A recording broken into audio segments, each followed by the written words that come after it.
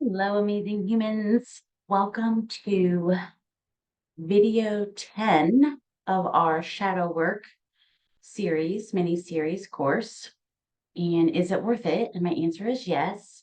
And today we're going to cover a how to start embracing your shadow self and your subpersonalities. So, and then at the end, we're going to do an actual meditation. So your true self makes no judgments. Only the ego uses judgments to protect us, which is ironically, that prevents us from our own self-realization. So today we want to meet your subconscious personalities. And this is a technique that, again, I am referencing Debbie Ford, The Dark Side of the Light Chasers. And she learned this technique at JFK University of Orinda, California. And she was learning some emotional healing techniques. And this one specifically is called psychosynthesis. Sorry. And you're going to establish a dialogue with the different aspects of yourself so that you can begin to find out who they are and what they need to be whole. And this kind of falls in line, like this isn't a new concept. If you have done any inner child work, like owning or embracing your inner child, again, the shadow work is about embracing all of you. And again, it's not just the negative aspects, it's also the positive aspects. We're focused really on, in this little mini course, focusing on the shadow pieces, the pieces and parts that you don't like, and how you can learn to integrate them into your being so that you can be whole. So that's what we're going to do today. So you're going to get on this big yellow school bus. This is the meditation that we're going to do at the end. So when you get on this bus, you're going to imagine that it's full of people, and your bus is going to have people that you like and people that you don't like. So in each passenger on your bus represents an aspect of yourself who's brought you a special gift, a special message. So each aspect of your shadow self that you don't like, that we're shining that light on, within them, they have a gift. And they want to share it with you, and you just need to connect with them so that, again, we're creating this space for you to become whole and own all pieces and parts of yourself. And why is that important? I'm going to say it again because, one, you're not broken, you don't need fixed, but there are pieces and parts that when we ignore them or we don't give them value or we try to stuff them down, we actually are blocking ourselves from moving forward and being, 100% authentic and loving ourselves 100%. So that's very important. Again, I'm always talking about that mind-body connection. So, and then I'm going to share something really fun so that you can keep this in mind for after the meditation. So when Debbie did this, and I don't know who Rich is, I didn't go back and read all of this, but they gave their subpersonalities names. So in this way, when you give the subpersonality a name, then it's easier to talk about them, especially if you're doing this work with a partner or someone else, and maybe it's a friend. If you're doing this on your own, it's okay. You can still give them a name so that you can talk to them and ask them, more questions. And some personalities you're going to have to work with more than once because, again, you may have difficulty owning or embracing that aspect of yourself that you don't want, you don't like, or again, air quotes, hate. So I wanted to share with you the names that Debbie gave her subpersonalities, and then Rich, which I don't know if Rich was her husband or someone that she was just dating, but they were in a relationship at that time. So again, if you read the book, and I just didn't remember, I didn't go back to that part, but she has resistant Rita, angry Alice, dominating Dixie, processing Priscilla, Princess Paulina, Yolanda the Yogi, controlling Carrie, lover girl Lori, and righteous Renee. And so she gave her sub personalities names and what what their characteristic was, what their personality was, or what that word was that, you guys have been working on. You've been gathering with what these words are. And so, and then Rich gave his sub personalities names, and his was dominating Dick, know it all Nick, my way Marvin, Jimmy the Jock, lover boy Benny, competent Ken, and tell me the teacher. And so I don't remember, I'm just being 100% authentic here. I don't remember getting on the yellow school bus. I don't remember doing this exercise. Not saying that it's not important. And so I'm actually going to, I have added this to my self-care ritual. And so I'm going to get on the yellow bus and see if there's anything that, because I'm constantly growing and evolving to you guys. Even though I'm already a coach and I coach people and I empower people how to attain the life that they want to have and how to live their best life, I am continuously growing and stretching myself and evolving. Like I don't want to stop learning. And so when I got to this part of the book and I was going to share with you guys, I was like, I did this work 10 to 13 years ago. So I don't remember if I got on that yellow school bus. So I'm going to do this too. And again, I talk about, it's not just about the words, the negative words. Like, what are things that maybe I'm struggling with or that you're struggling with that I can go meet that version of myself and have a conversation with it? Meditation is a great tool. So I can't share my own story here, but maybe I'll come back and I will share that. I definitely will share it with my clients when, we're having coaching sessions or whatever, but it's definitely something that I feel has value. So that's why I'm sharing with you today. So give me just one moment. I'm having a scratchy throat today. I'll be right back. Okay. So I don't know if any of you live in Ohio or the northern part of the US, but our weather has been super crazy and now we're having like a warm front. So some throat stuff going on. So I apologize. All right. So here's what we're going to do. One of the things I want to point out that is important when we're doing this meditation is that trust is always a major issue when you begin a dialogue with your internal voices. Now, I know before anybody goes there, I'm just going to just take the elephant out of the room. Yes, I said inner voices. So if you don't talk to, I don't know anybody that doesn't talk to themselves. Like, we have this inner conversation, this inner dialogue. Even when we are getting ready to purchase something or take an action step or do something, we have this inner dialogue. So you're not crazy talking to these inner voices. Just wanted to get that out of the way. But the most common question seems to be, how will I really know if I'm hearing my inner truth? And after a few visits with your subpersonalities, it becomes easy to distinguish whether you're talking to a subpersonality or just listening to negative chatter. So this isn't one of those, again, this is not an exercise that it's a one and done. It can be if you find that it's not.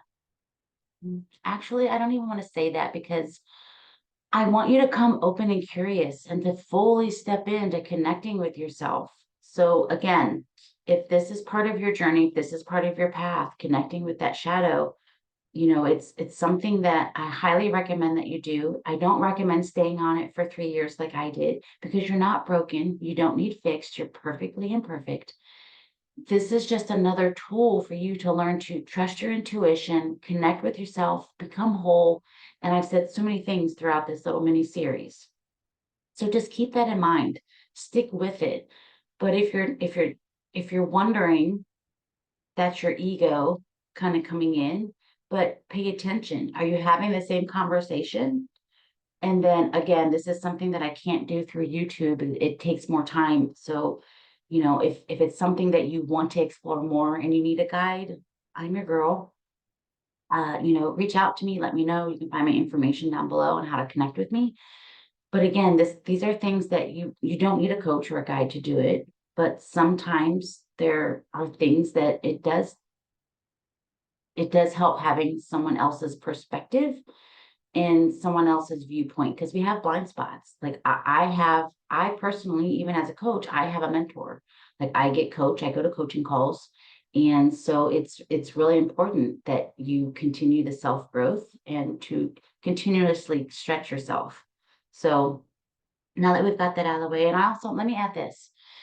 If this work seems really heavy, find a therapist. I'm not a therapist. I'm just sharing things that I have done throughout my life. And I've shared that I was in counseling in my teenage years. And, so there's nothing wrong with getting a therapist, someone that can help you, with this type of work. And so I don't ever want anyone to think that I have all the answers. And if you need that extra person, someone with that degree that has, I'm not gonna say has more knowledge, but that's their specialty, then please find a therapist. So now that that's out of the way. All right. So here's what I want you to do. We're going to go right into the meditation now, but I'm going to give you a few minutes to set up. And again, save this video and come back to it when you have time. But you really want, you can have, if you listen to my voice, you can use me as your guide to go through the meditation. You can record your own voice for this meditation, because once you have the logistics of it, you can do it yourself. You don't have to listen to me guiding you through it. Now, I personally like someone to guide me through a meditation. It helps me stay focused, but that's just me. But find a place where you can be relaxed. So maybe it's either first thing in the morning or before you go to bed, or maybe you just got back from taking a walk. But the important part is do it when you have the time to invest in it. And then if you want to make it more of like a ritual or a thing or a self-care routine, light a candle, put on soft music, whatever. It's that relaxation time. So you want to get to that relaxation state. So light a candle. I love candles. So here is what you're going to do, right? I'm actually just going to read this directly from Debbie's book. And I've kind of changed some words, so it's not verbatim. So some of it's quoted, some of it's not. But again, I'm always referencing, just so you guys know. Sorry, there's a glare in my glasses, but this is The Dark Side of the Light Chasers by Debbie Ford. It's Reclaiming Your Power, Creativity, Brilliance, and Dreams. And this is the book I'm referencing, and I'm on page 109. I don't know how the copyright things work. So again, I just trying to cover my own hiney and yours. All right, here we go. So now I always have everyone before they start a meditation or before they start energy work or anything, I have you exhale first. So drop your breath. And the reason I have you start with exhaling, if you haven't heard this before, is that allows you to drop the negativity, the worry, the stress. And I feel that it helps you get more relaxed faster. But this doesn't mean that if you inhale first, you're doing it wrong. This is how I do it. And this is what I find works for me and for other people and my clients. So exhale, dropping the breath, and you physically feel your shoulders drop when you do that. So exhale, and then I want you to take a few long, slow, deep breaths. And you want to retain the breath for 5 or more seconds and then slowly exhale. So you can do this 4 or 5 times until your mind is quiet. I'm going to walk you through this as we start the meditation, but I wanted to give you the preemptive part. So you want to get relaxed. And I don't care if you're lying down, if you're sitting, it doesn't matter. The important part is being relaxed. I know that there are a lot of things out there saying that, you need to sit in a certain pose, you need to put your hands in a certain position. That's not what this is about today. So if you're really wanting to deep dive into meditation, I'm not your girl, but this meditation will help you. And so let go of the right way to do a meditation is, I guess, my point. Okay, so we're about to begin. I want you to exhale, drop in your breath, and then inhale for 5, hold for 5, and then exhale for 5. Inhale for 5, hold for 5, exhale for 5.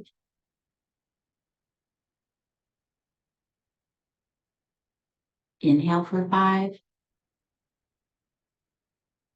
hold for 5, and exhale for 5. Your mind should be quiet and you should feel relaxed. Now imagine that a yellow school bus has just pulled up in front of you. Now imagine stepping onto this large yellow bus. Go take a seat in the middle of your bus. You're feeling really excited about taking a long-awaited trip. Imagine riding down the street on a clear, beautiful day. It's blue skies, white fluffy clouds. You see birds. Maybe you hear the birds. It's just a beautiful day. You're sitting there minding your own business when someone taps you on your shoulder. You look up and this person says, "Hello, I'm one of your subpersonalities, and all the other people on this bus are also your subpersonalities. Why don't you get up now and walk around and see who's on your bus?" Get up from your seat and walk through the entire bus looking at all the different people in their seats. You see every kind of person: tall people, short people, teenagers, old people. There might be circus people, animals, homeless people. With you on the bus are people of every race, color, and creed. Some of them are waving to get your attention. Others may be hiding quietly in the corner. Continue to walk up and down the aisle, slowly visualizing all the characters on your bus. The bus driver comes to a stop, and the bus driver directs you to allow one of your subpersonalities to take you for a walk off the bus in a nearby park. Take your time and allow one of your subpersonalities to come and take your hand. They escort you off the bus and into the park.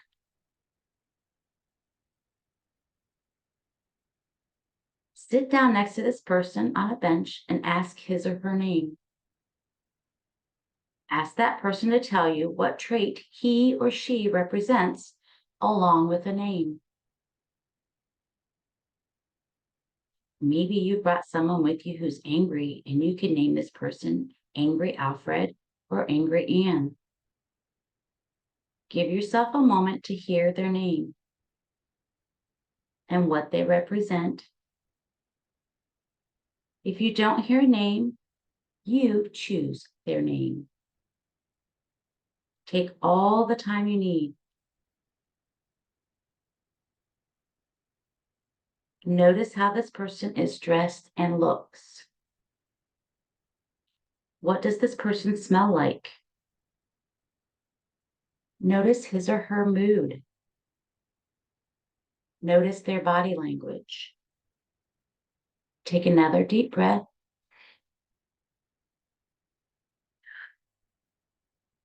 And then ask them, what is your gift to me?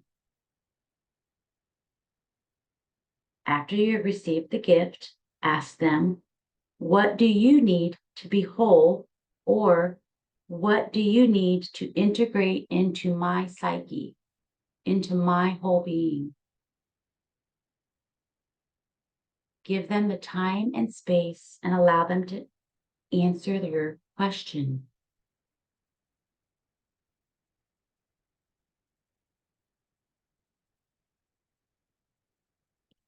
After you have heard every answer, ask this person, is there anything else you need to say to me? Pause for a moment and listen for any answers. And then when you are finished, make sure you acknowledge and walk this person back to the bus. Thank them for taking your hand, giving you a gift, and sharing what they need to feel whole with you.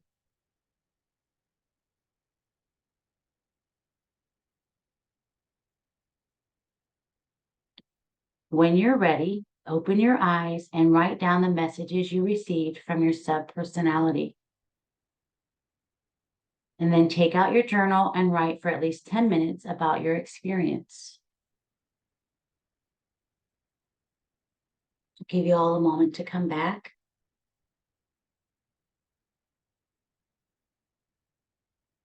Make sure to share down in the comments how you're feeling if you want to.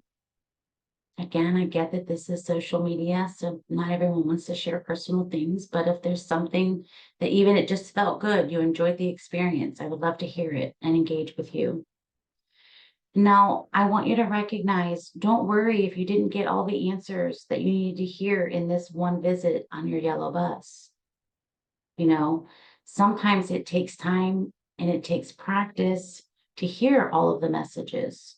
So show yourself some grace and know that you can use this meditation again and again to go back and meet, your subpersonalities and what's going to make them whole. And by making them whole, you're making yourself whole, taking back your power and loving all aspects of who you are. And you are an amazing human. You're an amazing soul. Everything you need is within you. I see you, I trust you, I believe in you, and I see your uniqueness. So this is just an exercise that requires you to surrender to yourself and to make sure that you've created a safe environment to do this work. So I hope that this resonates with you and that you do this meditation. And, again, this is a journey. It's not a race, it's not a sprint. It's, I guess it'd be more considered, if I'm going to use the racing analogy, it's more like going on a cross country jog or a marathon. But again, it's truly a journey. And so I'm excited for you to take this journey and connect with more of who you are, because you're amazing. So go be an amazing human. Until the next time, lots of love, light, and really big hugs. And I'll see you soon. Mwah.